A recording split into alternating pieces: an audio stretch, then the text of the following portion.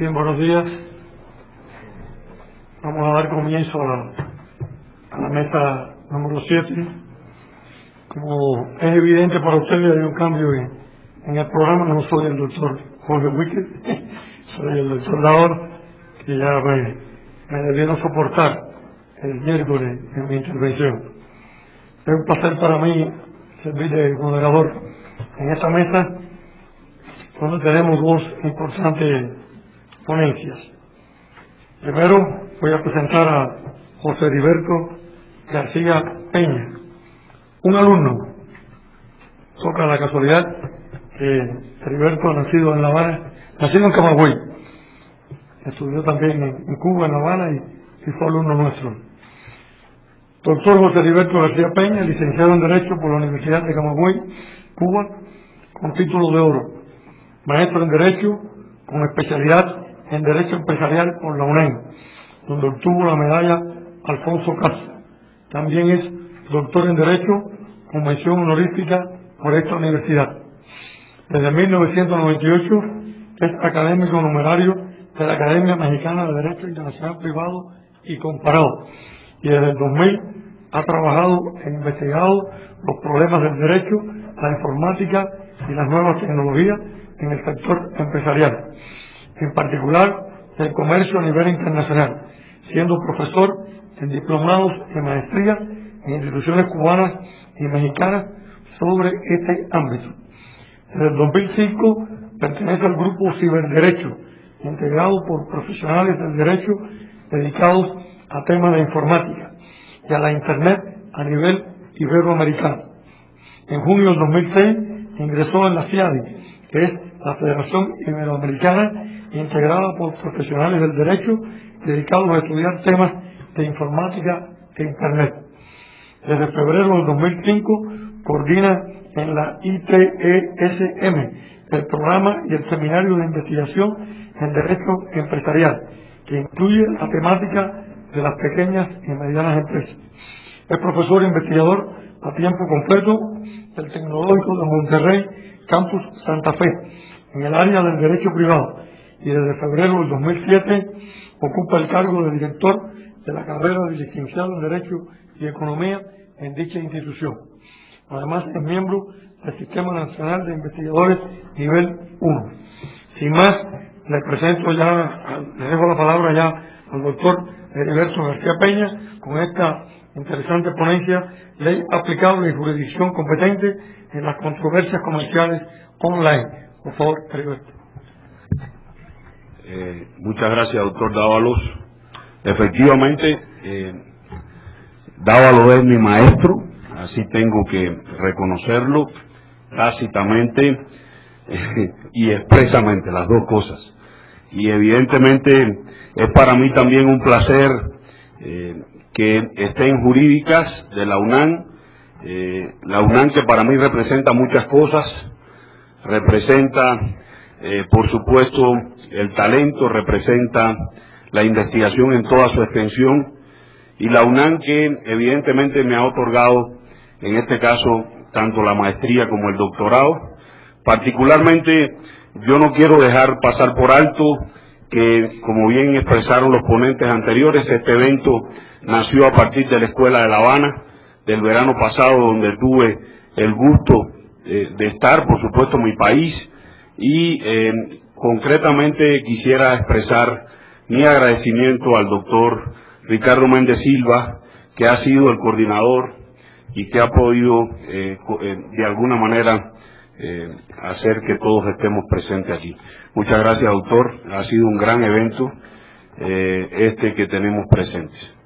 Bien, más que iluminarme, yo creo que voy a tratar, de acuerdo a como dice el doctor Fernández Rosa, nuestro querido doctor español, voy a tratar de ver cómo aterrizo algunas ideas que pueden parecer muy esotéricas en el aire, sobre todo esotéricas tratándose de lo online, que de por sí es difícil, es complejo, pero a partir de algunos elementos y algunas consideraciones, yo quisiera poder exponer a ustedes en estos momentos algunos aspectos en cuanto a ley aplicable y jurisdicción competente en este ámbito.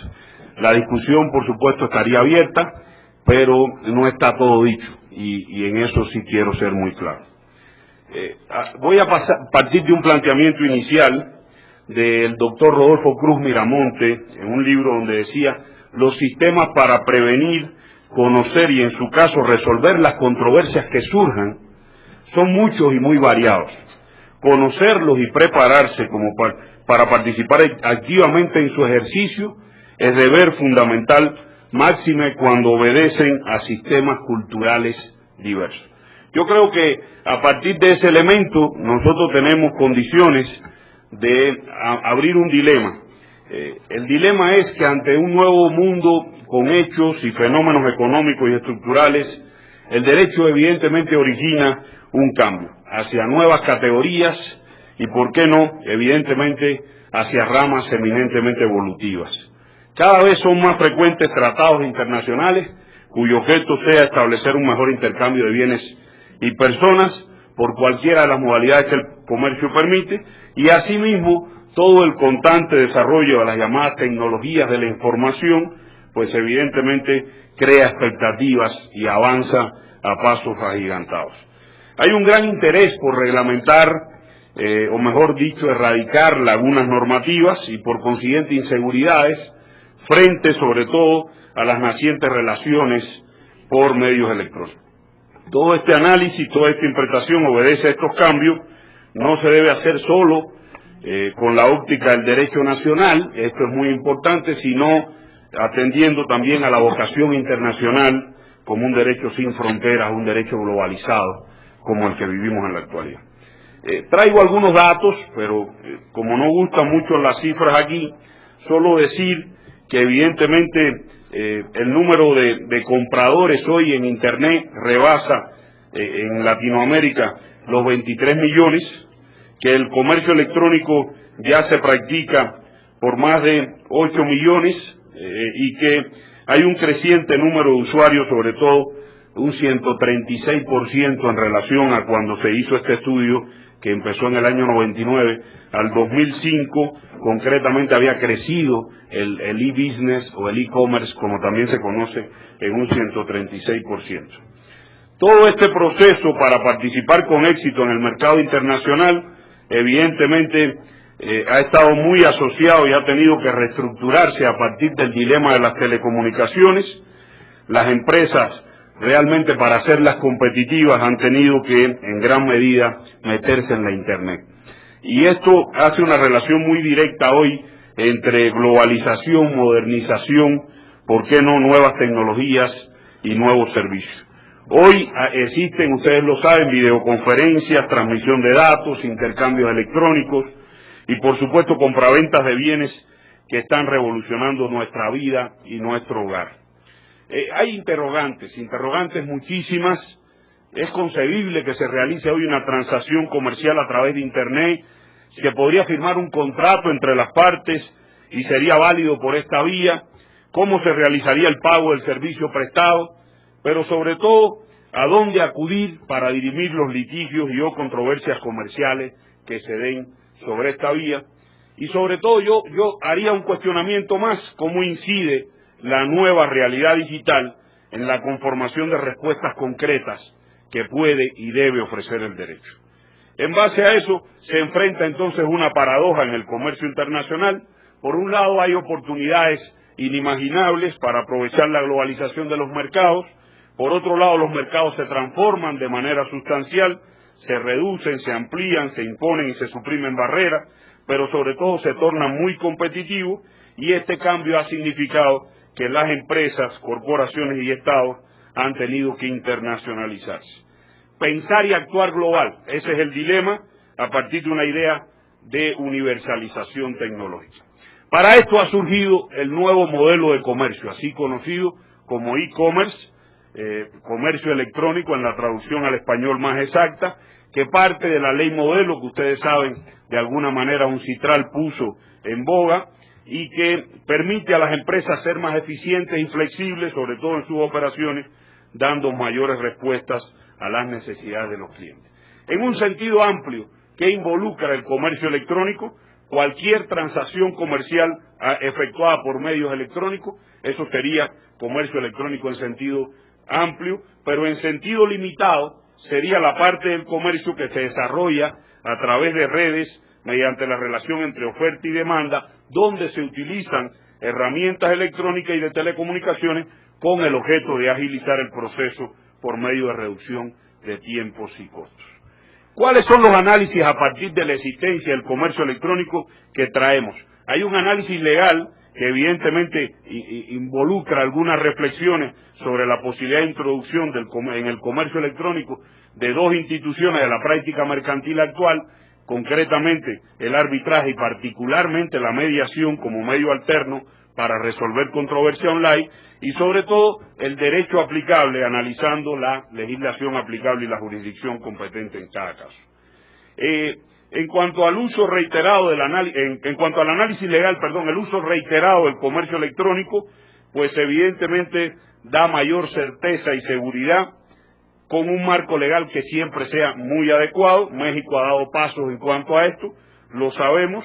Un análisis de las normas que deberán aplicarse en la resolución de controversia entre comerciantes privados, siempre y cuando se encuentren en diferentes países o las mercancías, bienes y servicios se importen o importen cruzando las fronteras, debido a la influencia mundial del sistema de negocios y de las relaciones comerciales con Norteamérica, pues evidentemente aparece como política resolver conflictos tomando en cuenta normas, reglamentos, costumbres de los comerciantes, el famoso principio de la proper law, autonomía de la voluntad de las partes, y a pesar de las enormes posibilidades ofrecidas por el comercio electrónico, este está teniendo un arranque desigual y por supuesto en muchos ámbitos más lento que lo esperado. La vida real, ¿cuál es la que impone? Se habla de la posible inclusión de nuevas disposiciones normativas, pero sobre todo con incidencia directa. Es algo factible tomando en cuenta dos instituciones de grande repercusión vinculadas sobre todo al uso y la práctica mercantil internacional actual, que son la mediación y el arbitraje.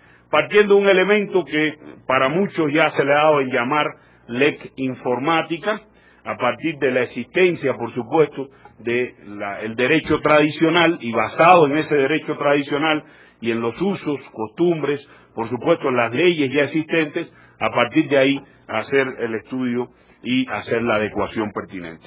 La mediación es muy importante. Como característica hablaríamos de negociación directa entre las partes, buscan la solución, forjan el acuerdo, lo sabemos. El tercero siempre va a desempeñar solo el papel de facilitador del proceso, guiando a las partes hacia la franca discusión, y algo importante a lograr sobre todo es la reparación de las relaciones de las partes, ya que en ocasiones, aún sin resolver la disputa, se logra una conciliación y la estabilización de esa relación. Por tanto, una sesión de mediación clásica concluye cuando las partes determinan no seguir adelante o cuando hay un acuerdo satisfactorio para todos los involucrados. De acuerdo al doctor Silva, en su libro Arbitraje Comercial Internacional, pues hay pasos en la técnica de negociación que evidentemente van desde el contacto entre el mediador y las partes, el establecimiento de reglas, conocimiento del litigio y sus pretensiones, pasando por la incentiva para elaborar opciones, evaluando esas opciones y por supuesto finalizando con la elaboración del convenio final. La realidad en el marco del comercio electrónico es evidente, pero existe preocupación sobre todo en la implementación de este método, pues existen culturas diferentes entre los propios comerciantes, y mientras más diferentes son las culturas y costumbres, más complejas son las controversias.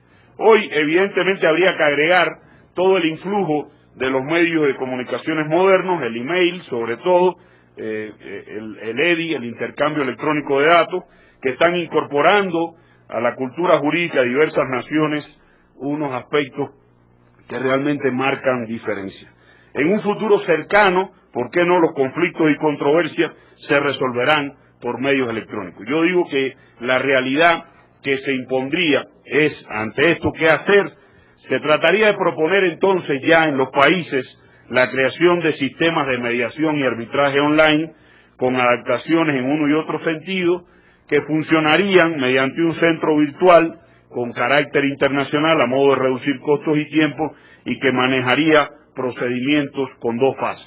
Yo vería una primera fase que se constituiría por la mediación, buscando un mecanismo conciliador en que el mediador sea, por supuesto, ese intermediario como ente neutral y que a petición de las partes las asiste para llegar al acuerdo y cuya característica esencial sería la voluntariedad y el carácter no vinculativo al proceso.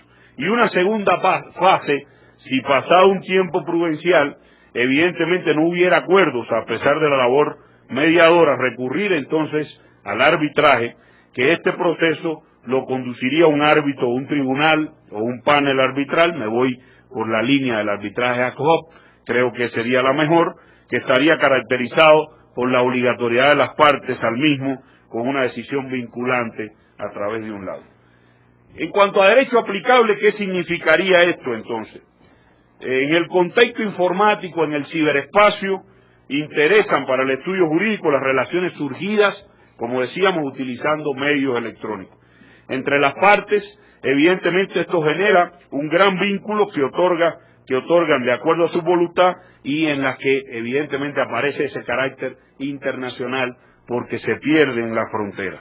Relaciones frente a las cuales se presentan incógnitas en cuanto a legislación aplicable y jurisdicción competente, pues evidentemente son temas que son objeto de estudio del derecho internacional privado. Resulta entonces necesario y por tanto conocer cuáles serían los destinatarios y en este caso, de acuerdo a esto, dependiendo de quién actúe, si son empresas o si son consumidores, variaría en este caso el entramado jurídico económico. En consecuencia, ¿qué significa esto? Se deben atender cuestiones mucho más complejas. En este sentido resulta básico tomar en cuenta dos circunstancias. Primero, que los usuarios de Internet pueden conectarse desde cualquier lugar del mundo, lo cual convierte el problema en multilegal y multijurisdiccional. Y a eso debemos agregarle la cantidad de enlaces utilizando redes digitales y telecomunicaciones de diferentes países que definitivamente ocasionan que la información cruce las fronteras de muchos de ellos. En base a esto, yo veo en el DIPRI, en el propio derecho internacional privado, algunas soluciones. En materia de jurisdicción competente, ¿por qué no la Lex Fori, tribunal o juez del foro que conoce el asunto, o Lex Rei Citae, lugar del asiento, lugar de la situación, tratándose de controversias sobre bienes, Lex Causae, que regula el fondo del asunto, o Lex Personae, vinculado a la nacionalidad de las partes. Y en cuanto a legislación aplicable, pues las más factibles podrían ser Lex Loci Executioni, lugar de la ejecución de la obligación, y Locus Regin Actum, lugar de celebración del acto.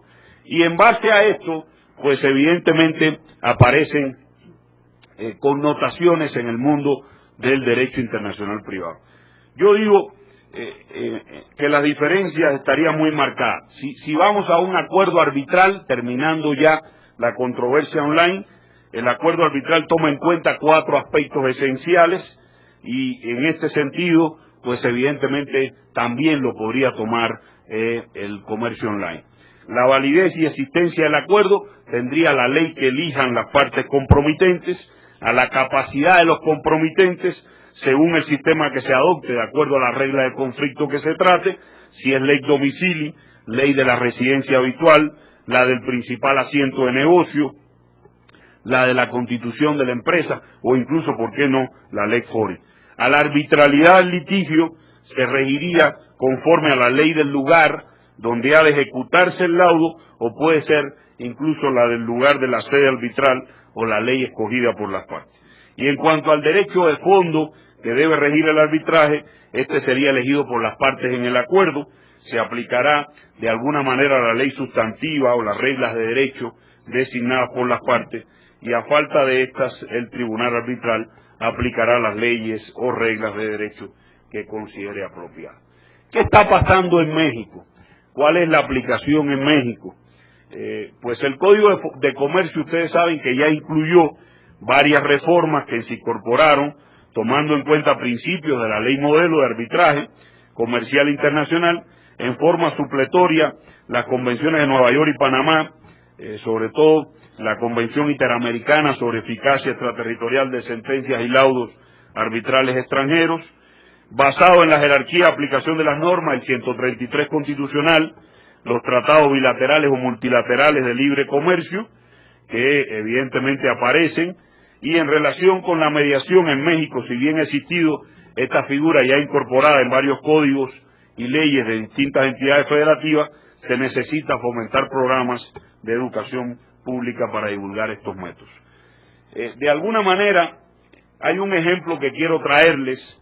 El mundo está lleno de mecanismos de solución extrajudicial de controversias, llamados ADR, a partir de las figuras, por supuesto, de los arbitrajes o las cortes institucionales, como bien se ha hablado aquí, pero existen muy pocos mecanismos de solución de controversia online, o las llamadas ODR, y a diferencia, evidentemente, de los ADR, pues aquí hay muchos conflictos en cuanto, sobre todo, a financiación, a idioma, y en la práctica están resultando muy costosos. Evidentemente hemos estado trabajando en el caso del Tecnológico de Monterrey con algunas alternativas, buscando sobre todo el contacto con el Centro de Arbitraje México. El Centro de Arbitraje México tiene una herramienta que se llama Arbitranet, que muchos deben haber visto dentro de su página, que se dedica al arbitraje, que es una base de datos en línea de procedimientos judiciales mexicanos en materia de medios alternos de solución de controversia, pero particularmente el arbitraje, y estamos tratando, a partir de lo que establece el artículo 8 de la Ley de Transparencia, pues ¿por qué no buscar de alguna forma un mecanismo, si bien sería quizás en un inicio por la vía privada, pero en una segunda parte tratar de incorporarlo, ¿por qué no?, a las cámaras de comercio, a las cámaras, a agrupaciones de comerciantes, que de alguna manera hay muchas, la Coparmex, bueno, no me vienen todos los nombres ahora a la mente, pero hay varias en el mundo actual, del México actual, que evidentemente podrían ir aplicando estos procedimientos dentro de las líneas de arbitraje online. Yo, para concluir, solo me gustaría dar algunas consideraciones que en este sentido, repito, abrirían un poco el debate. ¿De qué se trata? Primero, que las instituciones del arbitraje, y en particular la mediación, son los medios más eficientes a nivel del comerciante y empresa para garantizar transparencia y seguridad en las controversias con elementos extranjeros o internacionales, y constituyen dos adiciones importantes que de alguna manera fortalecerían la utilización de las modernas técnicas de comunicación e intercambio electrónico de datos. El contexto del comercio electrónico, la resolución de controversias mediante principios del derecho internacional privado, no ha demostrado toda la eficiencia ni ha alcanzado los niveles esperados, dejando todavía a las partes en un estado de indefensión por jurisdicciones no convenientes o frente a leyes inadecuadas que son potencialmente conflictivas. Una contribución fundamental sería, evidentemente, utilizar este mecanismo de mediación y arbitraje online que brinda a las partes opción de control absoluto del proceso y resolución de la controversia como algo esencial para las transacciones comerciales modernas. Aplicar un arbitraje o un método alterno en línea garantizaría un equilibrio entre los altos costos de la justicia y la autonomía de la voluntad contractual. Es la norma consensual la primera que debe facilitar la solución de estos litigios en el e-commerce, pues se alejaría de las normas y procedimientos de un sistema jurídico en particular. Hoy hay un ambiente favorable entre las naciones en el comercio para iniciar y llevar a cabo un sistema de mediación que resuelva disputas comerciales. En el ámbito de la región europea, bueno, nuestros colegas españoles se han detenido un poco más en ello. Ya es una realidad el modelo de integración logrado, se debe continuar hasta llevarlo a escala internacional. Particularmente me llama la atención poderosamente el famoso libro verde sobre modalidades alternativas de solución de conflictos en el ámbito del derecho civil y mercantil, presentado por la Comisión de las Comunidades Europeas desde el 2002, y evidentemente en América Latina el mecanismo se pudiera introducir, como decía, en primera instancia a través de las propias convenciones suscritas en materia arbitral, tomando en cuenta además los TLC suscritos, y luego dar pasos más certeros hacia la resolución de conflictos comerciales por este medio, el cual sería más beneficioso para nuestras empresas. ¿Cuáles serían los pasos?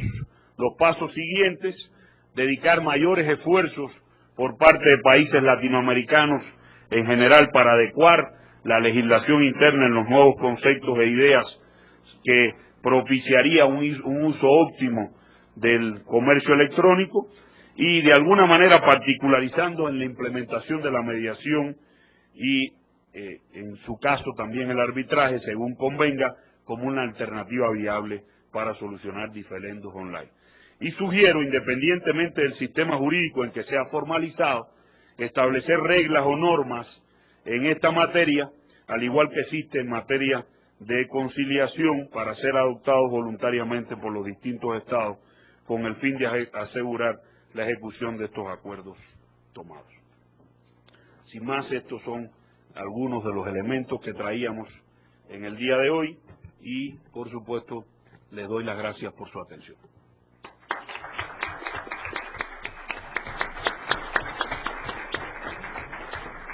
Bien, gracias a Heriberto por esta dosis de actualidad y novedad que ha puesto en el seminario.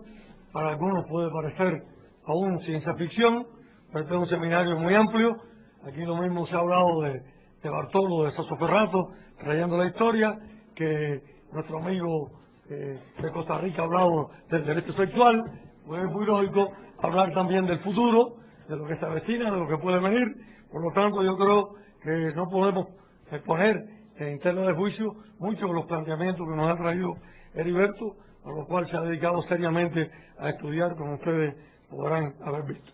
Se abre así una expectativa hacia un foro cibernético, a un derecho aplicable al ciberespacio, y de todo esto los juristas tendrán que pensar. Tenemos ahora, o tengo el placer de dar paso y presentar a la panelista más joven de todo este seminario, a la doctora Sonia Rodríguez Jiménez, licenciada en Derecho por la Universidad Complutense de Madrid y doctora en Derecho por la Universidad de Salamanca, con la tesis Sistema Arbitral del Centro Internacional de Arreglos de Diferencia en materia de inversiones, aspectos jurisdiccionales y competenciales, con lo que obtuvo la calificación sobresaliente cum laude por unanimidad y el premio extraordinario a la tesis doctoral. Es investigadora de tiempo completo en el Instituto de Investigaciones Jurídicas de la UNAM desde el año 2005 e investigadora nacional nivel 1 desde el año 2007. Imparte la Cátedra de Derecho Internacional Privado desde el año 2005 en la Facultad de Derecho y la de Derecho Competencial en el posgrado en Derecho, ambos en la Universidad Autónoma de México. Es autora de obras como El Sistema Arbitral del CIADI, La Protección del Menor en el Derecho Internacional Privado y Competencia Judicial Civil Internacional, así como de varios artículos relativos al área del Derecho Internacional Privado. Nuria, como somos españoles, Sonia, es la otra española, ¿no? Sonia nos va a hablar del arbitraje del Centro Internacional de Arreglo de Diferencias relativas a inversiones en Latinoamérica, nuevas tendencias en México, Argentina, Ecuador y Bolivia, para lo cual espero que también se ajuste el tiempo de media hora, como lo ha hecho Heriberto. Claro que sí. Bueno, muchísimas gracias, buenos días. Las confusiones con la doctora Nuria son muy habituales, como las dos somos españolas, lo que pasa es que una es de Sevilla y la otra es de Madrid, pero suele ser bastante común que nos confundan. Quisiera empezar la ponencia agradeciendo a mi casa, al Instituto de Investigaciones Jurídicas de la Universidad Nacional Autónoma de México, el que me haya invitado, especialmente a los doctores que organizan este evento, el doctor Ricardo Méndez Silva, a quien veo por acá escuchando atentamente, a la doctora Nuria, gran amiga y compañera, y al doctor Jorge Adame. Igualmente quisiera agradecer, pues yo creo que la pasión por este tema a dos profesores españoles, a quien les debo pues la tesis doctoral y bueno, pues que hoy me encuentre acá, es el profesor doctor Diego Fernández Arroyo, el gran amigo y que me apoyó en toda esta lucha de la tesis doctoral, y el profesor doctor Inocencio García Velasco, a quien le mando un sentido homenaje donde quiera que nos esté escuchando, recientemente fallecido. Sin más, con mis agradecimientos, quisiera justificar el por qué escogí estos 4 estados latinoamericanos para hacer referencia al sistema arbitral en materia de inversiones. Fíjense que estamos asistiendo en la actualidad a una auténtica revolución en materia de un sistema de resolución de controversias que nunca ha sido pacífico. No ha sido, digamos, un sistema que haya pasado desapercibido, pero estamos asistiendo ahora a una actitud de acoso y derribo por parte de los estados latinoamericanos, fundamentalmente por 2, Ecuador y Bolivia, que han presentado recientemente sus renuncias a este sistema, una renuncia, si bien es cierto que de manera expresa por Bolivia, sí ha sido de manera tácita, a mi modo de ver, por Ecuador. Fíjense ustedes que el punto de partida de todo esto, y para entender un poco el contexto, se constituye por el elevado número de demandas que en la actualidad están presentadas en contra de estados latinoamericanos. Si me permiten las cifras, decía el doctor Heriberto que las cifras no nos gustan mucho, pero hay veces que es significativo hablar de ellas. Tenemos 36 demandas concluidas contra estados latinoamericanos y 63 demandas pendientes de resolver. Esto significa que los estados latinoamericanos se han presentado en 2 fases. Tenemos una zona muy crítica en la que encontramos el caso de Argentina por la crisis, la pacificación de hace unos años de todo conocida, y el segundo caso crítico en esta zona crítica que les comento situaría a México. México es el estado latinoamericano, el segundo después de Argentina, junto con Ecuador, más demandado ante el FIADI. Estamos asistiendo, digamos, a una situación un poco problemática en el caso de México, donde no voy a ser muy crítica, no sea que ustedes me apliquen el 33 constitucional. Y digamos que estoy muy contenta acá, en México, me siento como en mi casa, con lo cual voy a ser bastante prudente. Voy a hacer comentarios, digamos, demasiado obvios para que así evitemos controversias.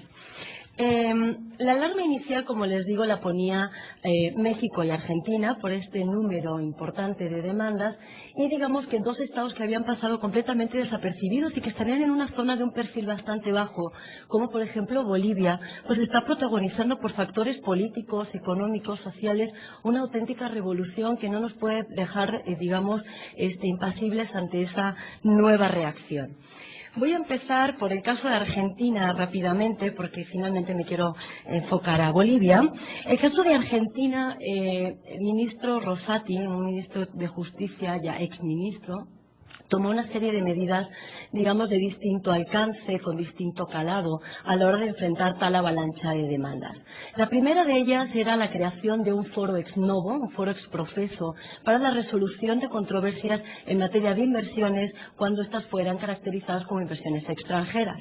Este foro ex novo y ex profeso lo querían bautizar como TASP, es decir, Tribunal Administrativo de los Servicios Públicos. Esta era una vía, digamos, por la que yo aconsejaría a Argentina apostar, porque es una vía en la que pues podemos determinar que la resolución de las disputas puedan ir por la vía nacional, evitando un foro internacional que es muy cuestionable en el registro de sus solicitudes y a veces en la actuación de sus árbitros, tanto en los recursos de anulación como en los procesos de dictaminación de un laudo principal. Este foro ex novo y ex profeso pretendía Argentina justificar que su creación eliminaría la principal alegación de los inversores para evitar los foros nacionales. Es decir, los inversores determinan que no quieren someterse a los foros nacionales porque son lentos y además un poco neutrales. Entonces, lo que quería hacer Argentina con la creación de este foro nacional era eliminar justamente eso, porque sería un tribunal con competencia exclusiva por razón de la materia. Entonces, un tribunal dedicado exclusivamente al conocimiento de las inversiones, a la resolución de controversias de inversiones extranjeras, y además muy rápido porque era la única materia que se le iba a someter a su consideración.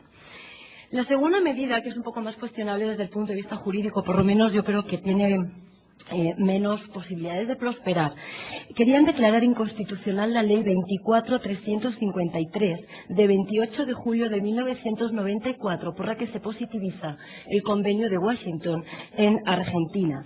Ellos alegaban que contravenían los artículos 27, 31, 75 y 116 de la Constitución de 1994.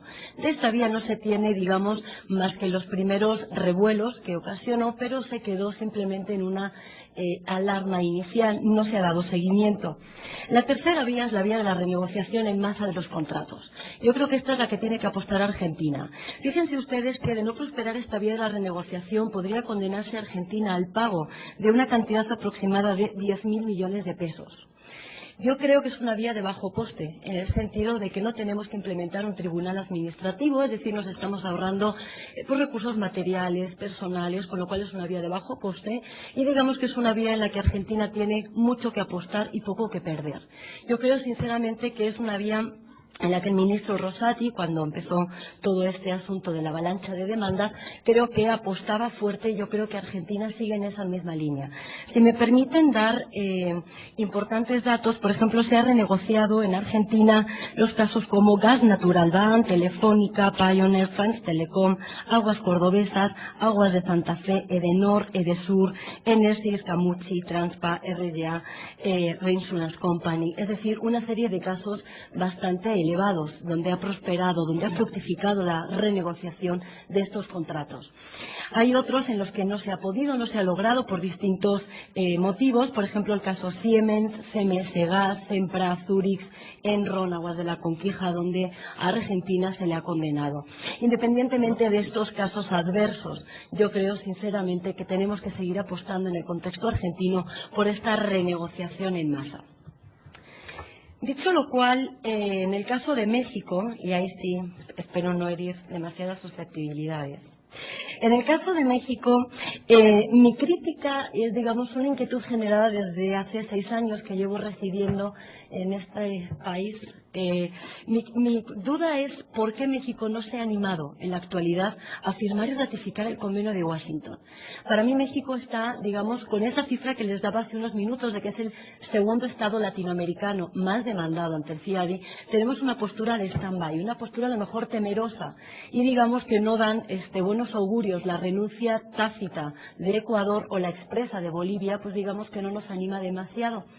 Les voy a explicar por qué creo que México tiene que adoptar una postura. O bien renunciar a lo que significa el arbitraje del Banco Mundial, bien administrado por convenio de Washington o bien administrado por mecanismo complementario, bien adherirse de manera, digamos, frontal, de frente a este convenio de Washington, o bien apostar por las nuevas tendencias que se están dando en el ámbito latinoamericano, de crear un foro de corte regional de carácter administrativo, digamos, con tendencias de funciones arbitrales y, digamos, unirse a ello para eliminar el FIADI y efectivamente crear ese foro arbitral. El caso de México se caracteriza porque a la fecha, como les digo, no lo tenemos ni firmado ni ratificado, el convenio de Washington de 18 de marzo de 1965, y ello hace que México acuda al Banco Mundial, al sistema del FIADI, por lo que denominamos el mecanismo complementario. ¿Cuál es mi gran crítica a esto? Fíjense ustedes que todo el espíritu del convenio de Washington, del Banco Mundial, del FIADI, es la despolitización de las controversias. Es decir, si un inversor llega, Telefónica S.A., llega a México, se convierte en Telefónica S.A. DSV, si tuviera algún tipo de problema con su inversión en la implementación en la República Mexicana, Telefónica no podría pedir por artículo 27 del convenio de Washington protección diplomática al Reino de España. Tendría él, locus standi, ius standi, tendría que acceder él mismo a resolver su disputa. Es decir, el artículo 27 del convenio de Washington persigue la despolitización de la controversia y le impone, digamos, al inversor y al Estado que se renuncie a las protecciones diplomáticas con la única excepción del incumplimiento por parte del Estado receptor de la condena a la que se le puede imponer. En este sentido, si todo lo que estamos persiguiendo es la despolitización de las controversias, si nos vamos al mecanismo complementario, que para mí, si me permiten el comentario, es un mecanismo que se creó, digamos, porque el CIADI en sus inicios no tenía demasiado trabajo, demasiada chamba, como dicen ustedes. Se presentaron muy pocos casos al inicio de las actividades del Banco Mundial, del CIADI en concreto. Entonces, lo que tuvieron que hacer es implementar una segunda vía más flexible a los requisitos establecidos en el artículo 25 del Convenio de Washington. Y por eso crearon el mecanismo complementario. ¿A qué voy con todo esto? El acceso por el mecanismo complementario para mí es como acceder por la puerta de atrás.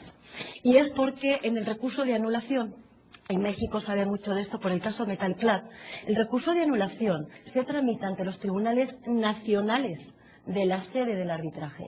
Es decir, todo lo que estamos persiguiendo con la despolitización de las controversias, con ese artículo 27, con que el Estado no se puede subrogar en la posición de su nacional en cualquier controversia en materia de inversiones, se cae o se pierde o se flexibiliza con el mecanismo complementario. Porque el recurso de anulación le vamos a pedir a los tribunales nacionales que fungieron como sede del arbitraje que entren a conocer.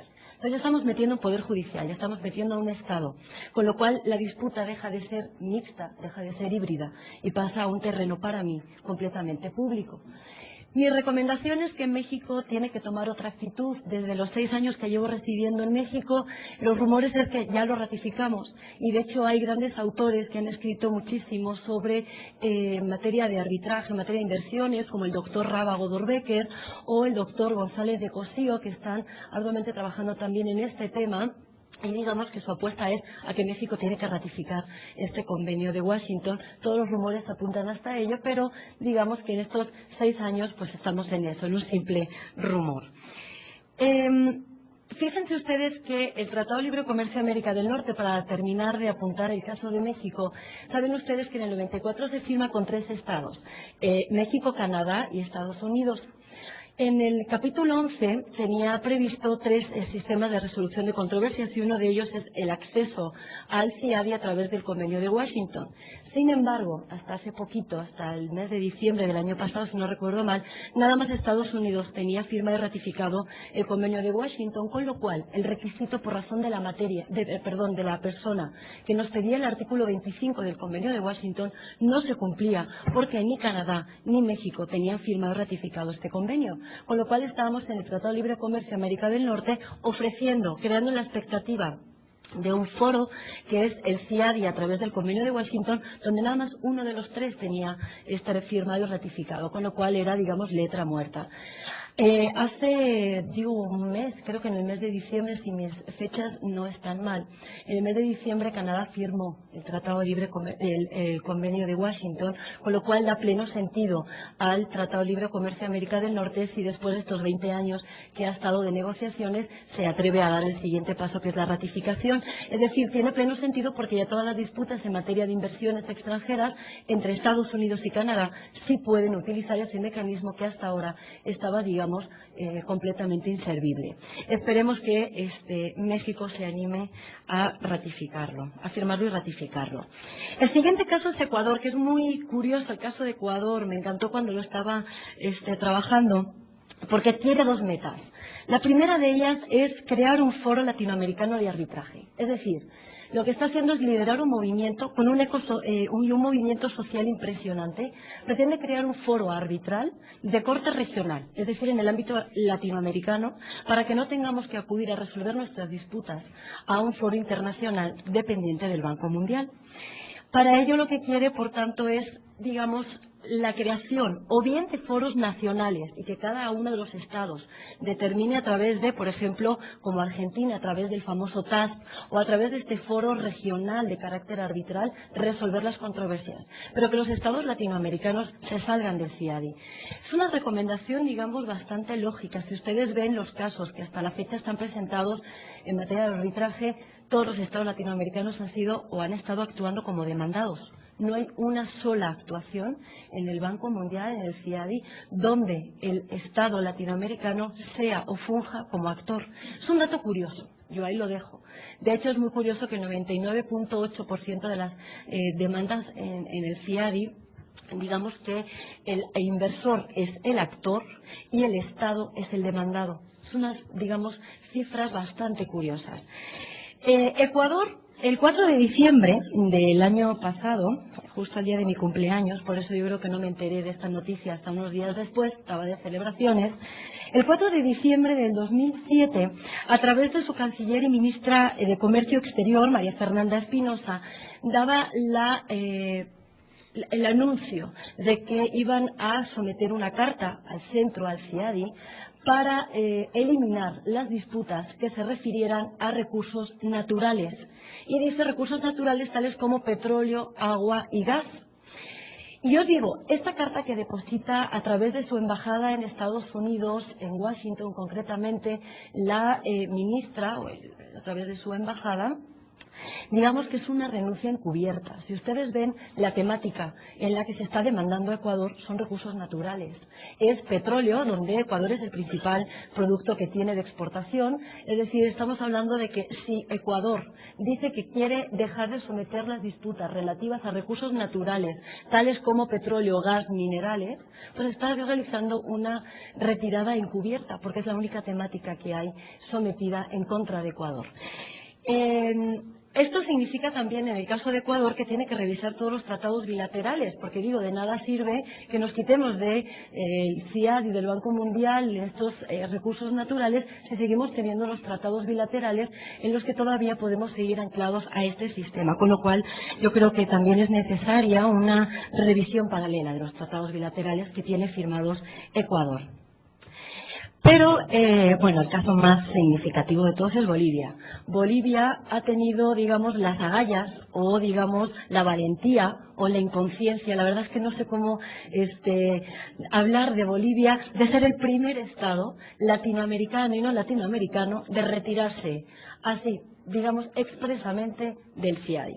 Lo que hace Bolivia, imagínense ustedes que se adhiere el 12 de agosto del 94, es decir, su andadura por el CIADI no ha sido demasiado larga. El 2 de mayo del 2007, en función del artículo 71 del Convenio de Washington, decide depositar una carta de renuncia. Tiene que pasar 6 meses para que haga efectos la renuncia presentada por Bolivia. Es decir, el 3 de noviembre del 2007 Bolivia ya no figuraba como un Estado parte del Convenio de Washington. Esto puede ser por aspectos políticos. Saben ustedes que en Bolivia tenemos el primer presidente indígena, Evo Morales, y tiene una política de todos conocida en la que pretende nacionalizar sectores claves de la economía, entre ellos petróleo, minerales, todos los recursos que tenga Bolivia y de lo que viva Bolivia. Saben ustedes que es muy rica en recursos naturales, pero digamos que están repartidos de manera completamente desigual, ¿no? Es algo que no nos llama demasiado la atención acá. ¿Cuál es mi pronóstico para Bolivia con esta renuncia? Porque les digo, esto tiene un movimiento social impresionante. De hecho, se dirigió una carta a la señora Ana Palacio, una española que está fungiendo ahora como secretaria general del CIADI. Se llevó a cabo una carta de asociaciones de ciudadanos diciendo y calificando esta actuación de Bolivia como valiente, como arriesgada. Para mí la verdad es que habrá que esperar un plazo de tiempo mediano, digamos largo, para hacer un balance certero de cuáles fueron las repercusiones en este retiro de Bolivia del CIADI. Para mí la verdad es que hay un binomio que todos los defensores de este sistema arbitral tienen, y es que lo que dicen es: si nosotros tenemos ratificado el Convenio de Washington, la atracción de capital es prácticamente correlativa. Es decir, si nosotros no tenemos el Convenio de Washington, posiblemente esto actúe como un repelente al capital extranjero. Yo la verdad es que no me atrevería a mantener la certeza del binomio ratificación del Convenio de Washington, atracción de capital extranjero. Y para ello, por ejemplo, tenemos el caso de Brasil. Brasil ni tiene firmado ni ratificado el Convenio de Washington. Brasil no tiene ningún tipo de tratado bilateral en materia de promoción y protección recíproca de inversiones, y Brasil, nadie discuta que es, digamos, uno de los estados donde la reactivación de su economía viene por inversión extranjera. Con lo cual yo no sé, digamos, cuáles son los pronósticos. Yo creo que todo esto es cuestión de hacer conjeturas de cómo le va a ir a Bolivia con esta retirada. Lo que sí es cierto es que ya ha marcado un importante punto en el joven historial del CIADI y cuestionable historial del CIADI. Entonces, bueno, yo creo que hay que esperar y, por supuesto, Yo creo que Bolivia lo que tiene que hacer es, si efectivamente ya ha tomado esta decisión y ya está fuera de la lista, pues ese vacío tiene que repararlo, es decir, crear o impulsar la creación de este foro latinoamericano arbitral, o bien a través de un foro nacional, de un tribunal que ellos ya tengan, o la creación ex novo y ex profeso, como planteaba Argentina, de un tribunal que pueda resolver estas controversias. Fíjense ustedes, les voy a hablar muy rápidamente de cuáles son las razones que Bolivia ha esgrimido para salir del CIADI. Es decir, todo tiene su justificación. Son razones muy parecidas a las que Argentina, a través de su ministro Rosati, daba para criticar el sistema CIADI y para poder justificar esa, digamos, declaración de inconstitucionalidad y esas maniobras que tenía Argentina. Fíjense, la primera justificación que da Bolivia es que hay una inclinación de la balanza siempre a favor de empresas transnacionales. Entonces dice, de los 232 casos de arbitraje que se han presentado, 230 han sido planteados por transnacionales contra estados. Es un poco lo que les decía, el 99.8 de las actuaciones el estado es el demandado. Es una cifra curiosa. Pero dice, el 74% de los casos los demandados son países en desarrollo, 19 países desarrollados y apenas 1.4 son países del G8. 36% de los casos terminaron con un fallo favorable al inversionista privado. El 34% fueron resueltos de manera extra-CIADI con una compensación para el inversor, y en aquellos en que ganó el Estado no recibió indemnización. Digo, estas cifras, pues digamos, son irrefutables. Es decir, esto sí se puede comprobar, porque es información que está al alcance de todos. En la página oficial del Banco Mundial se pueden comprobar estas cifras. La segunda crítica que da, el segundo argumento, mejor dicho, para salirse, es que es un sistema antidemocrático, porque dice que delibera a puertas cerradas y que sus decisiones son inapelables. Aquí diríamos que llevan razón en parte y en parte no. Les voy a explicar cuál es mi punto de vista. El caso de Aguas del Tunari contra Bolivia, que es un caso ciertamente alarmante, es un caso que todos aquellos que tengan interés en ver cómo funciona realmente el CIADI, les aconsejo que no pasen por alto la lectura del caso Aguas del Tunari contra Bolivia, porque, bueno, digamos que es muy entretenido. Yo creo que para un guión de una película de Almodóvar vendría fenomenal. Fíjense ustedes que en Aguas del Tunari el movimiento social que se creó, una ONG, pide al tribunal arbitral que les deje entrar a las actuaciones, que les deje presentar documentos, y el tribunal arbitral resuelve diciendo de una manera tan simple que ellos no tienen competencia. Es decir, que van a deliberar a puertas cerradas porque ellos no tienen competencia para decidir si se puede o no dar entrada a una ONG para que puedan presentar alegaciones, documentos o hacer cualquier tipo de actuación. Que sean inapelables, pues digamos no estamos tan de acuerdo. Son inapelables, digamos, en sede judicial, pero efectivamente el convenio de Washington prevé 3 recursos: anulación, revisión, aclaración, en los que se pueden agotar esos recursos, y digamos sí son inapelables en vía judicial, pero tenemos 3 recursos previstos vía convenio de Washington. El tercer argumento dice que son elevados los costes, y dice, bueno, pues por poquito que sea la litigiosidad, por escasa que sea, no dejamos de pagar, dice, $3 millones por los honorarios de los árbitros, que son ciertamente elevados, a los abogados, el centro administrador, los expertos, las opiniones que pidamos. Entonces, por muy pequeño que sea el monto litigioso, no nos libramos de $3 millones, que es una cantidad, digamos, importante. El cuarto argumento que da dice que es un sistema de indemnizaciones millonarias. Bueno, lean los casos que ustedes quieran, los lodos, y se van a dar cuenta de que esto efectivamente cae por su propio peso. Después dice que es un sistema de juez y parte. Aquí tampoco estoy muy de acuerdo con el argumento de Bolivia, porque si bien es cierto que nos facilitan un secretario para que pueda ser de comunicador entre las partes, si bien es cierto que se administra por el propio Banco Mundial a través de este centro, digamos que no llega a ser juez y parte. Es decir, el secretario lo único que hace es una tarea de enlace. Yo digo, podemos hacer otras muchas críticas, pero esta no creo que tenga suficiente peso. Y después dice que es un sistema abiertamente inconstitucional, en el que obviamente no puedo entrar porque no conozco la Constitución de Bolivia y no puedo hacer demasiados comentarios sobre si llevan o no razón. Hasta acá lo único que les quiero plantear, porque no sé cómo vaya de tiempo, doctor. Me quedan 10 minutos. Venga, rápidamente, si nosotros vemos el panorama que tenemos ahora mismo en el CIADI, pues tenemos que, mientras unos se plantean retirarse formalmente, como el caso de Nicaragua o Argentina, otros ya lo han hecho de manera expresa, como es el caso de Bolivia, otros de manera encubierta, como es el caso de Ecuador, otros ingresan después de 20 años de negociaciones en las provincias de Canadá, y otros pues siguen en un criticable stand-by, como es el caso de México, que pues para adelante o para atrás, pero algo tenemos que hacer porque sí estamos en una situación muy temerosa. Y digamos, tampoco el caso Metaclan nos ayuda un poco a tomar otra decisión, digo, porque se nos anuló parcialmente el laudo, entonces es una situación bastante comodina. Pero yo creo que hay que tener alguna actitud, es decir, yo creo que el mecanismo complementario para México no es la mejor vía. Pero bueno, ahí dejo mi crítica. Rápidamente, nada más les quiero comentar dos casos, uno de ellos ya me refería hace un ratito, que es el caso de Aguas del Tunari, porque yo creo que les dejo las cifras en la mesa y ustedes reflexionan sobre el mismo, para que vean ustedes cómo actúan los tribunales arbitrales a veces del CIADI. Vean ustedes, Bolivia, como yo les decía, presenta su escrito de renuncia al CIADI el 2 de mayo, por artículo 71, 6 meses después surte efecto, es decir, el 3 de noviembre. Y se registra un caso en contra de Bolivia, el caso ETI Eurotelecom International, se registra el 31 de octubre. Es decir, 3 días antes de que haga efecto la renuncia, meten a presión el registro de un caso. Es curioso porque hasta la fecha no se ha constituido ni tenemos rumores de que se vaya a constituir el tribunal arbitral. Entonces, ¿por qué tanta premura? Porque faltaban 3 días.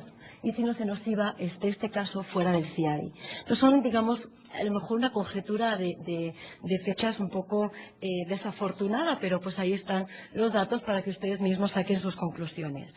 Otro caso, y ya con esto de verdad prometo concluir, es el de Aguas del Tunari. Fíjense ustedes que se celebra un contrato en septiembre de 1999, ¿sí? Un contrato en el que, si no recuerdo mal, era para servicio de agua y alcantarillado sanitario.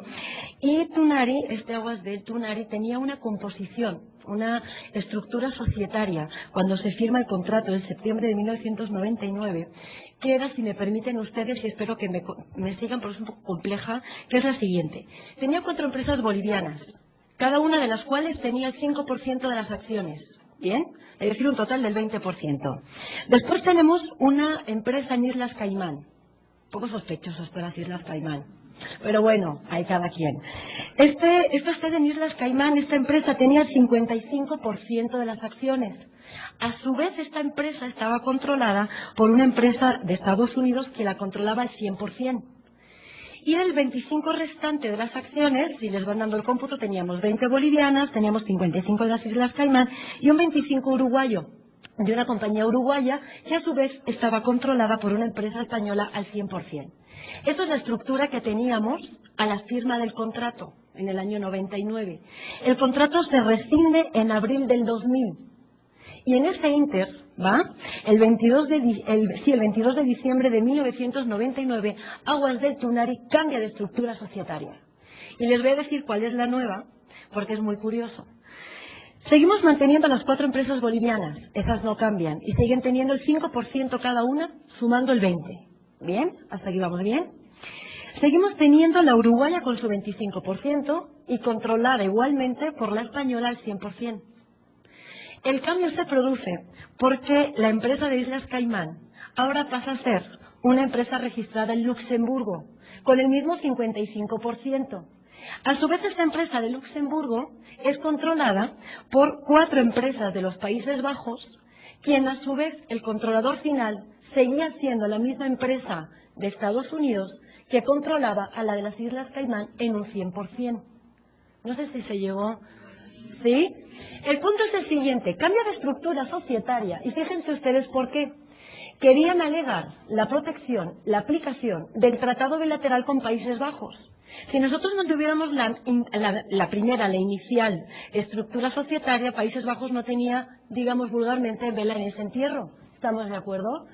Si nosotros cambiamos la estructura y hacemos que entren 4 empresas de Países Bajos, como a la fecha crítica, el único tratado bilateral que tenía Bolivia firmado era con Países Bajos y con Italia, pero bueno, Italia no sé por qué no les gustó, les pareció como mucho más glamuroso Países Bajos, pues entonces alegaron la violación de Países Bajos y para ello, o sea, del tratado bilateral firmado con Países Bajos, y para ello lo que hacen es interponer 4 empresas de Países Bajos, que finalmente estaban controladas por la misma empresa norteamericana que estaba controlando a la empresa de las Islas Caimán.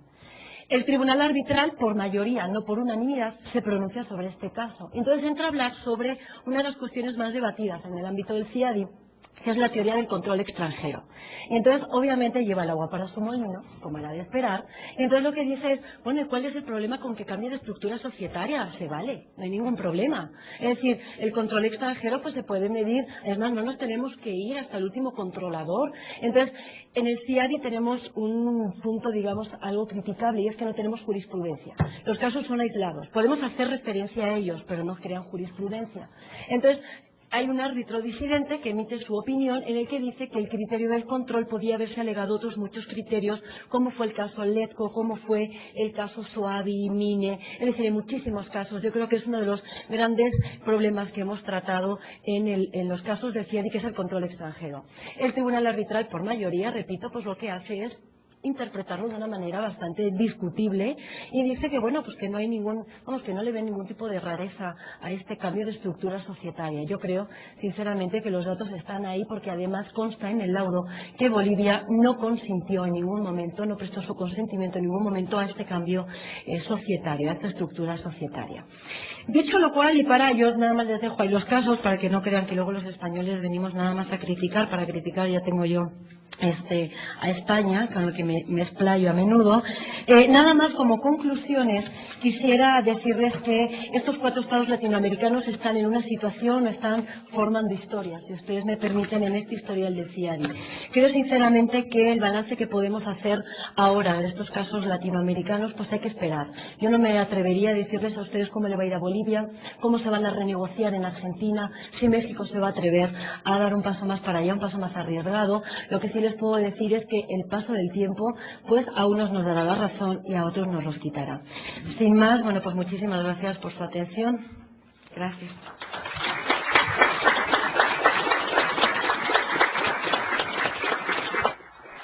Bien, gracias a la doctora Sonia Rodríguez Jiménez con esta polémica intervención, polémica en su propia intervención, como manejando los puntos para que saquen ustedes sus propias conclusiones, como dice un famoso periodista cubano, compañero de Mesa Redonda, de un programa de la televisión cubana. Tenemos aquí muchas preguntas, no vamos a poder hacerlas todas. Después llevaré los papeles a los ponentes para que ellos, si quieren, ustedes se acerquen a ellos y puedan evacuar su duda o hacer su planteamiento, pero durante los 15 minutos que tenemos haremos algunas preguntas. A Heriberto García Peña, ¿qué opina sobre la nueva Convención de Naciones Unidas sobre Comercio Electrónico? ¿Deberá México ratificarla? Por favor.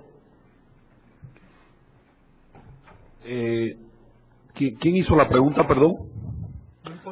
Ale. No, sí quería, en este caso. Hasta ahora era anónimo. Perdón. Alejandro, evidentemente no conozco a fondo todavía de esta convención. Está saliendo, hay elementos consustanciales, pero creo y ratifico que todo lo que tenga que ver con el entorno internacional es fundamental que México analice, y tratándose del comercio electrónico, a mi modo de ver, siento que es un elemento importante a considerar. La ley modelo trazó pautas esenciales en el caso de UNCITRAL, que para mí es el organismo más serio que ha estado trabajando en materia de cuestiones de comercio online en general, ¿no? Porque también sacaron lo de la firma, pero la verdad a profundidad no conozco esta convención y no me atrevo a hacer conjeturas sobre esto. Bien, nos llega un mensaje de que tenemos 15 minutos más. Yo no había reparado exactamente en la hora, efectivamente, por lo tanto podemos seguir haciendo preguntas. En vez de una, podemos hacer 2 o 3, veremos. Otra pregunta para Heriberto: ¿este nuevo mecanismo online de arbitraje en la actualidad se aplica en sesiones de enlace por el sistema WEX con los diversos países? ¿Incrementa o disminuye los costos del arbitraje? No, en la práctica sí los está incrementando. Se habla de más de $1,000.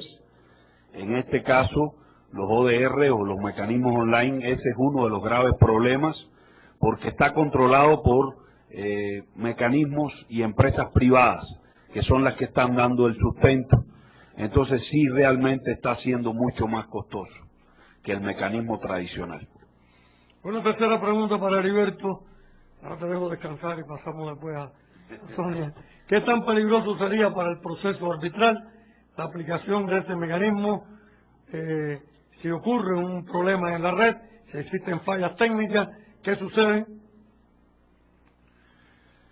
Bueno, ¿alguien quiere que me coma el león?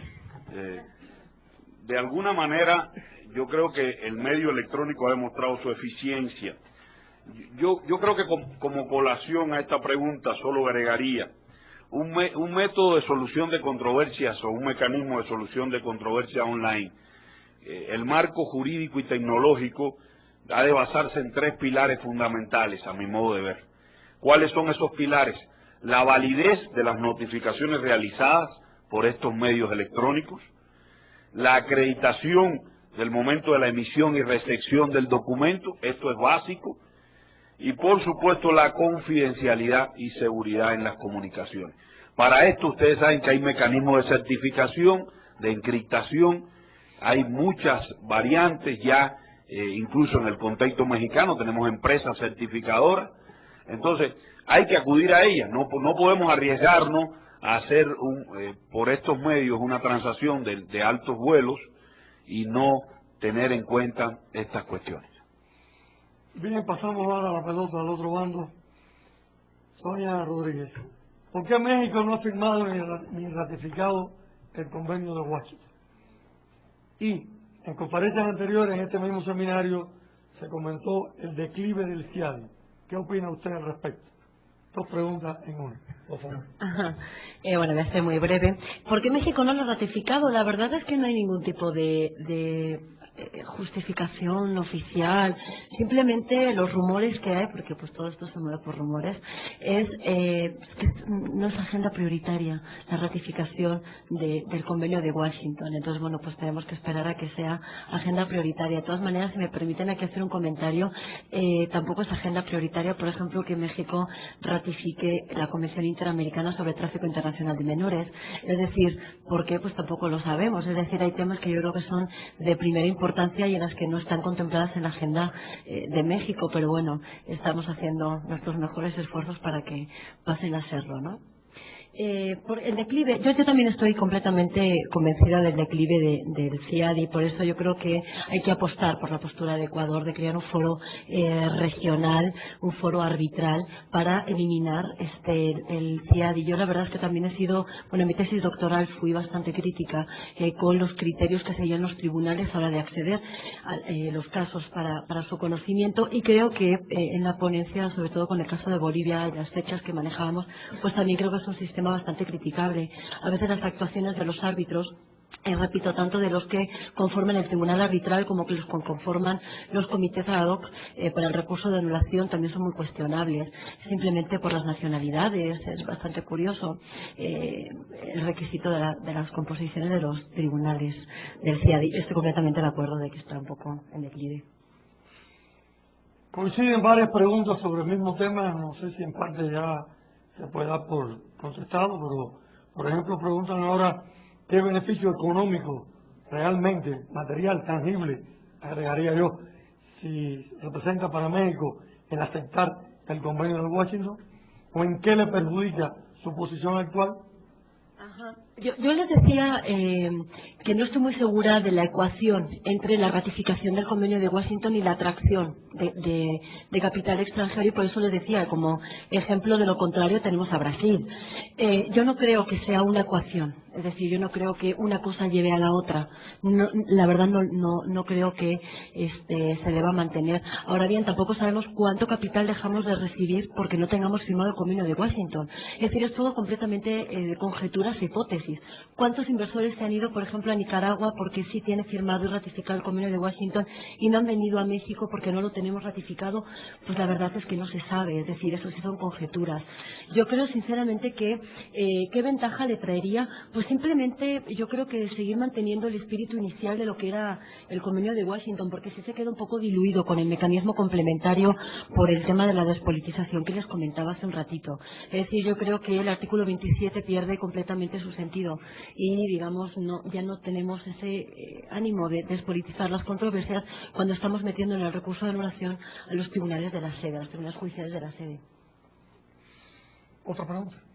Se dice que firmar el acuerdo de Washington equivale a vulnerar la ley de inversión extranjera. ¿Qué opina usted? No creo que tenga nada que ver. Creo que son dos ámbitos completamente distintos. No creo que... De hecho, dense cuenta que México, si no tengo mal la cifra, tiene alrededor de 27 tratados bilaterales de promoción y protección recíproca de inversiones, si bien es cierto con sus principales socios, España, Países Bajos, y digamos, nadie se ha cuestionado el que vulnere nada, ni el que sea inconstitucional, ni nada por el estilo.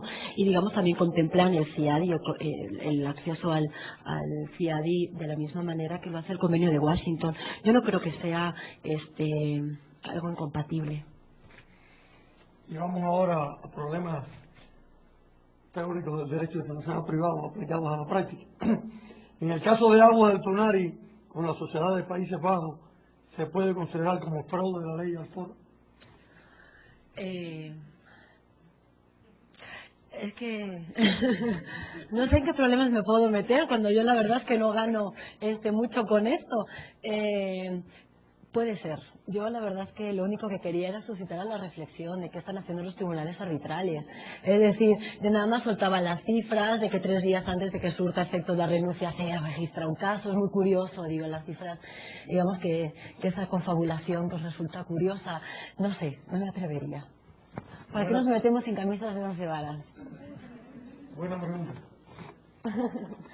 Yo diría que sí, venga. Vamos a arriesgarnos un poco. Total, como no es México, no me pueden aplicar el 33, con lo cual, venga, va. Yo creo que sí. Heriberto, ¿qué alcance podrían tener los OER en materia de comercio electrónico en México, considerando que los mismos ADR no han tenido una amplia aceptación y uso, a diferencia de Estados Unidos, donde han sido culturalmente aceptados y utilizados? Bueno, mucho cuidado, Los ODR, yo tengo por ejemplo un dato de la Organización Internacional de Consumidores, Consumer International, realiza anualmente un análisis exhaustivo sobre los servicios disponibles online para resolución alternativa, y se habla aquí en este análisis estadístico, obviamente, de 29 diferentes proveedores de servicios sobre resolución online. Claro, no todos son todo lo eficiente que uno quisiera, pero evidentemente es un mecanismo que está tomando cada vez mayor fuerza. Quizás no haya sido, como decía, todo lo efectivo, sobre todo porque de alguna manera lo que ha estado pasando es que los costos se hacen muy elevados y el 80% está siendo resuelto en situaciones B2B, business to business, o sea, empresa a empresa. Entonces, evidentemente, solo un 20% en consumidores, y en la práctica hay mucho mayor desamparo para los consumidores que para las empresas. Pero es un mecanismo que yo siento que debe ser tomado en cuenta, y para México, yo decía en mi ponencia que debíamos entrar por las organizaciones tradicionales o las instituciones tradicionales de arbitraje, ¿por qué no? El caso de CAN, que estábamos ya trabajando en función de quizás, y no es una propaganda comercial a CAN, sino evidentemente es utilizando la Arbitranec, pudiera implementarse un mecanismo por esta vía, que no tenemos un nombre todavía muy claro. El caso de Canaco, que también pudiera ser, pero ¿por qué no pensar también, repito, en los arbitrajes ad hoc, y por qué no pensar evidentemente en las propias cortes que ya existen a nivel internacional para ir implementando? México definitivamente tendría que dar pasos serios en este sentido. Las cámaras de comercio pudieran ser también una alternativa. No he estudiado a fondo la posibilidad real de aplicarlas, pero definitivamente si otros países lo están haciendo, ¿por qué nosotros no? Si la realidad se está imponiendo, ¿no? Otra pregunta para Heriberto. ¿Ya hubo en México arbitraje online? Y en su caso afirmativo, ¿cuáles han sido los más importantes? En el contexto mexicano se han dado algunas situaciones online, obviamente omito nombres, pero hay ya jurisprudencia de la Suprema Corte acerca del Internet y el valor probatorio, el uso de los medios. Es muy importante tomar en cuenta esto, y la resolución, repito, se ha dado, o los mecanismos de solución se han dado fundamentalmente empresa a empresa. Los mecanismos para el consumidor en México, si bien con el decreto del año 2000 se implementaron algunas cuestiones en relación a la ley de protección al consumidor, en la práctica todavía el consumidor mexicano no tiene una defensa muy apropiada para ir hacia estos medios.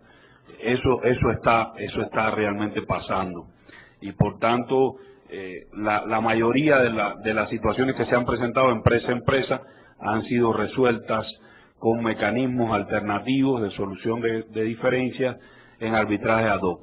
Eso es lo que ha sucedido. Otra pregunta. Casualmente, oiga, pero esto es un sacrilegio lo que están haciendo. no, sacrilegio el costo no, que se paga por hacer bien la ponencia en el tiempo adecuado. Porque tenemos tiempo. No es sacrilegio, es sacrificio. Tenemos otra pregunta, precisamente con el arbitraje ad hoc. Admitido el arbitraje online en una corte institucional que las partes saben a dónde dirigirse, ¿cómo sería posible el arbitraje ad hoc online? Es para mí, perdón. Sí, para usted. Pero me quedé. Perdón, ¿cómo sería, Rodolfo? Repite. Sí. Están en varias preguntas. Sí. Dice, admitido el arbitraje institucional online, sí. el supuesto que usted plantea, que las partes saben a dónde dirigirse, al servidor, al www. Bien. ¿Cómo sería posible el arbitraje ad hoc online? ¿A dónde se dirigen las partes? No. Repito, a ver si no se entendió. Hay una primera fase que yo proponía de mediación, y evidentemente si no había solución podría recurrirse al arbitraje. En ese caso, o recurro a una corte o recurro al arbitraje ad hoc. Cualquiera de las dos variantes en este sentido podría ser aceptada, pero no es que acudo al institucional y entonces me retiro y me voy al ad hoc. Realmente eso no sería lo que estoy proponiendo, ¿no? Y por último, insisten, a pesar de que Sonia me comentaba aquí bajito que había dado por contestar esta pregunta, pero insisten, llegan nuevos papeles a la mesa en que dice que en conferencias anteriores se comentó el declive del CIADI, que por favor manifieste expresamente su opinión sobre si estamos o no ante un declive del CIADI. Hay que mojarse, ¿vale? Hay que mojarse. Claro, no, yo soy, como buena española, soy muy directa. Sí, yo creo que sí, yo creo que está en declive. Yo creo que es un poco lo que comentaba hace unos minutos. Nunca ha sido un foro pacífico de resolución de controversias. Es decir, nunca ha pasado desapercibido, no hemos tenido el mismo pensamiento de determinar que la actuación de los árbitros ha sido correcta. Es decir, ha habido muchísimas críticas desde el principio. Digamos que pues ha sido bueno y ha sido malo. Es decir, si tuviéramos que hacer también un balance, pues no creo que haya sido tan malo el foro. Pero, bueno, estoy hablando como si hubiera desaparecido, ¿verdad? Yo como si fuera ecuatoriana, unida ya a esa tendencia, pero sí, yo creo que ya está en declive. Yo creo que, para empezar, tiene, digamos, todas las fallas que tiene el sistema arbitral. Y a mí el arbitraje me parece un sistema muy criticable. Me parece, por decirlo en términos muy suaves, algo que deberíamos replantear. Y, digamos, eso trasladado a materia de inversiones, pues digamos que la necesidad de replanteamiento es mayor. Claro que está en declive tanto el CIADI como los tribunales arbitrales, como los comités ad hoc que se han creado, y como todos los árbitros o la gran mayoría de los árbitros que han actuado en ellos siempre ha sido muy cuestionable. Una última pregunta para Sonia. De los 36 arbitrajes concluidos contra países latinoamericanos, ¿en alguno ha resultado beneficiado por el laudo del CIADI el Estado? No. Es más, mínimo, digo, nunca se ha beneficiado el Estado, porque primero, mientras se resuelve y no se resuelve el caso, ya tenemos un caso más en el Banco Mundial. Es decir, mientras nos dan la razón y no se resuelve, ahí tenemos otro tanto más, ya tenemos 8, 9, y digamos que cuantas más demandas tengamos ante el Banco Mundial, pues es un repelente para el capital extranjero. Entonces, para la imagen yo creo que es muy malo que tengamos muchos casos en el Banco Mundial. Mientras se resuelven y no, mientras estén pendientes, no nos favorecen nada. Pero además siempre hemos sido condenados mínimo a las costas. Por ejemplo, el caso Roberacini en contra México, donde, bueno, si ustedes lo leen, es completamente quijotesco el asunto, y todavía se condena a la República Mexicana al pago de las costas. Entonces, bueno, pues sí, todavía estábamos viendo que el inversor está utilizando el CIADI como una medida de presión, el CIADI se está prestando para hacer esa medida de presión, los árbitros se estaban prestando para hacer esa medida de presión, digamos que tenían que haber condenado al inversor al pago total de los gastos que se habían ocasionado procedimentales, de expertos, abogados, y todavía se condena a la República Mexicana que pague sus costas. Entonces yo la verdad es que no le veo ninguna cosa positiva. Bien, han terminado las preguntas, hemos terminado antes de tiempo, por lo tanto le doy las gracias a los doctores José Heriberto García Peña, a la doctora Sonia Rodríguez Jiménez, por su interesante ponencia, por los argumentos, por la forma en que se han defendido de han sido acribillados a preguntas y se han defendido muy bien, y creo que ambos merecen un fuerte aplauso de ustedes para